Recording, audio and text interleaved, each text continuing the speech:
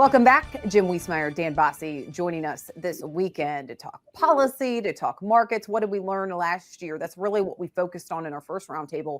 But as we look at 2025, Jim, what are you watching? Well, I'll say that farmers and traders are going to have to look for a future WASDE report that will have to factor in the impact of the coming Trump tariffs. Now, I don't know what month that's going to be, but that's going to be very interesting to see how the WASDE analysts have to factor in the impacts, negative. I doubt if it's positive. I'd like to have Dan comment on that. Dan, what do you think? Will USDA factor that in and when?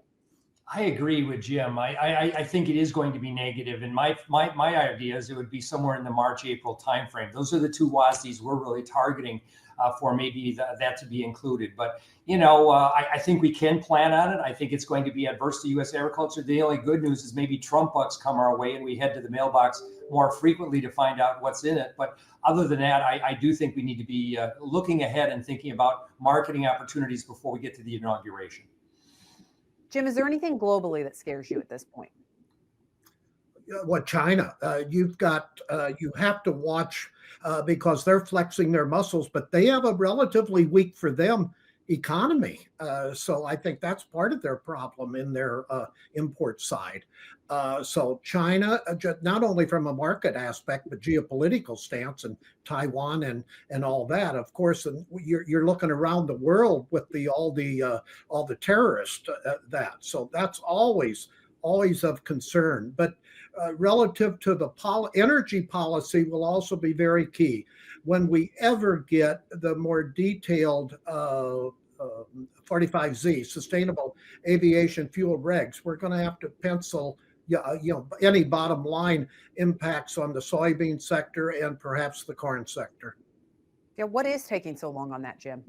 Well, you've got Treasury and IRS and Energy and USDA involved. And basically, I want to be fair to the outgoing USDA Secretary Tom Vilsack. He has fought, from what I can understand, behind the scenes to get a better reading on corn-based ethanol. I don't think he's been successful at this stage. So I think that's why you haven't seen an announcement. Okay, Dan, shifting gears, we will see an update to supply and demand next week from USDA. The January report typically can be a big one. What are some potential surprises that you want farmers to watch out for? And just really, what do they need to be watching in this next report? Yeah, no, it's a very important report. It's the most important report of the winter. So key will be U.S. Corn and soybean production and whether or not we follow the trend from November and cut ear weights and pod weights just a little more because of that late season dryness. Other than that, my mind goes to China in terms of maybe cutting back on some of their imports of soybeans, continuing to cut imports of corn and wheat. I think that'll happen. And then how big is big in terms of the Brazilian soybean crop? I mean, numbers privately are now moving up towards 171 to 175. Will U.S. follow suit? And what does that mean to our export profile as we look forward to later this year? Dan, we already looked at cattle prices on the show a little bit, and just 2024, that was a bright spot. We have seen some strength again as of late to close out 2024. Do you think cattle prices can continue to make new highs in the new year?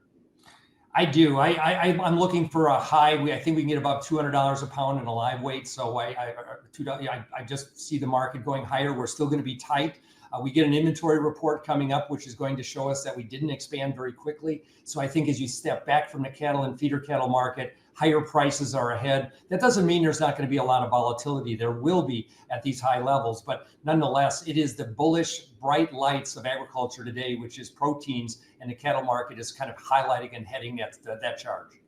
And Jim, on Mexico, we're going to have, it should be that sometime this month, the resumption of feeder cattle supplies from Mexico. So, that'll be offsetting to some degree. Okay, real quick, Jim, wrap us up. What do you want producers to be thinking about as we head into 2025? Risk management. I agree with Dan. I mean, there's too many unknowns here. China, the tariffs, et cetera, and you can never go bankrupt making money. So if you've got a profitable price, if you don't sell, I want to know the reason why.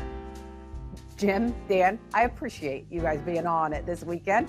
We need to take a quick break, and then we're checking in with Machinery Pete.